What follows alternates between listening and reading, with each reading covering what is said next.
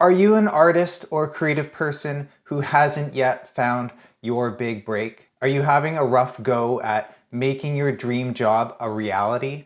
Don't let the myth of the starving artist become your reality. In this video, we'll talk about how to shift away from this toxic mindset and why, especially today, getting your dream job will often mean changing your dreams. So a while back, I watched a Disney movie, Ulysses and Flora, with my kids. It wasn't a very good movie, and I don't really remember the exact plot. What stood out to me was the glaring representation of a harmful myth, that of the starving, struggling artist. The dad in the movie is a graphic novelist. His daughter thinks he's brilliant. She loves his stories and relates to his characters, namely one of the main superheroes. But sadly, no publisher has accepted the dad's work. He remains unpublished, unappreciated, and obscure. He's waiting for the approval of the gatekeepers. Meanwhile, he makes nothing, no money from his art,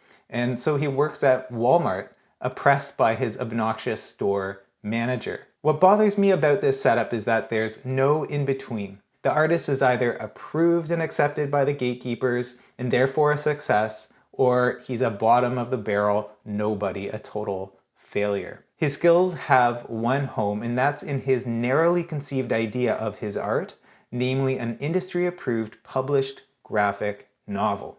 Unless he achieves this specific kind of success, he must suffer in one of the worst imaginable situations for an American, a subservient, powerless job making minimum wage. If everyone approached making it in commercial art or any creative field in this way, there would be very few of us to go around. Almost all artists who find a way to earn a living with their art have had to make do with the available opportunities, regardless of how well they fit their ultimate idea of success. Part of our creativity is in seeing opportunities in unlikely places. In this myth of the starving artist, the most tragic element is in the perceived limited utility of the artist's skills and talent. The artist can see no value in what they can do outside making a certain kind of art. They fail to see how their creative abilities apply to all different kinds of situations.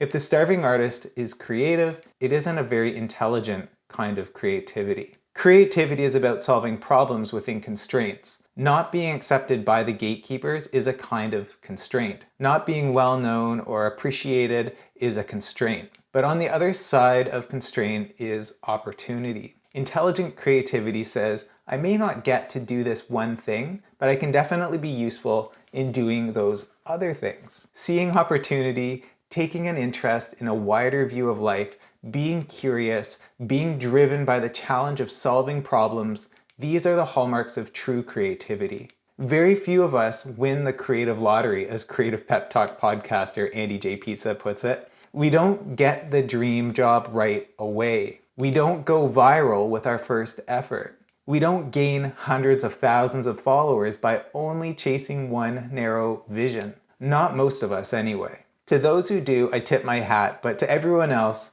I would say don't hang your hat on your dreams. Instead, turn the ordinary, everyday opportunities that come your way into something that might one day build up to your dreams. For a lucky few, dreams come while sleeping.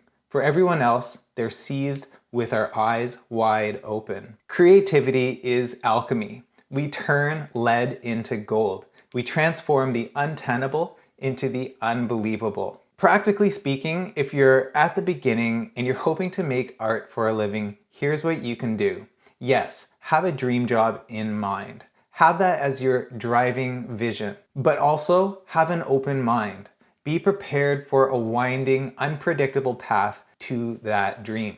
Don't merely tolerate this compromise as some kind of necessary evil. Find ways to transform it into something good. Find ways in which your skills, whether directly artistic or not, find value in the everyday work world. Understand that commercial art is not just about making pictures.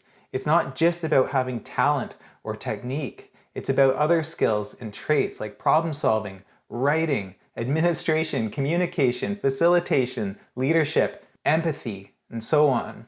A miserable, underpaid, unskilled job is not the only alternative scenario to making it as an artist. There are many in-between opportunities if you can be open and positive about your ability to bring value outside of your art skills. And there's a tremendous value in being able to see every detour as a necessary part of your journey. See stumbling stones as stepping stones. Making it as a successful commercial artist is hard. It's not guaranteed, especially if you have a narrow vision of what that means. Every illustrator, designer, or artist has to forge their own path, which is different from many more so-called typical jobs. The career path of an artist, even a commercial artist, is not as straightforward as that of, say, an engineer or a police officer. This is a setback because it means that there are many unknowns. We often grope about blindly for a lack of a clear map from where we are to where we want to be. But it's also an advantage because we can reroute any path a little bit more toward our vision. It's more strenuous and less clear how to do this than regular jobs, but that's what makes commercial artists a rarer breed. Your creative abilities don't make you special, but in the sense that we forge our own careers around our unique art, we're extremely special. We seem to forget that being special takes extra effort. It's our own ability to forge our own careers, often from ordinary, unremarkable situations, that makes us exceptional. Our true power is in finding value for our abilities outside of what we originally thought of as art. We'll find success wherever we go because our skills are transferable.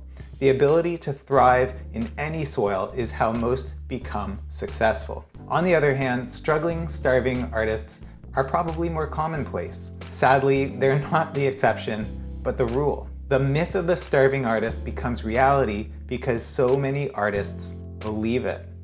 Are you the struggling, starving artist I'm talking about? What is your dream? What are you doing to get there? If the path you thought would take you there has come to a dead end, what will your next step be? How can you reroute or retrace your steps to get you into a more advantageous position? Is it possible you've been too focused on one kind of outcome and that is why you feel stuck? Have you made it an all or nothing scenario? Is it possible that you have more than just your art to provide value in the work world? While your best work remains unappreciated, what else can you be doing to advance your position as a leader? Your exact dreams may or may not come true, but you can come closer to some kind of happiness if you open up to more possible scenarios. Don't put all your eggs in one basket, as they say. It's not all or nothing. It's not just one way or the highway. It's not approval by the gatekeepers or a part-time job at Walmart. It's not either or no but. It's a yes and. Yes, you can make your art career happen, and it's going to look different than what you expected. And yes, it might even look better. So what about you? Where are you on your journey to your dream job? What changes have you had to make in your dreams in order to make them come true? Please let me know in the comments. I always love to read them, and I know others do too. All right, that's it for today. Thank you for watching, and be sure to like this video if you found it helpful. My name's Tom Froese. You can find my classes and work at tomfroese.com/teaching. I'll see you in the next video.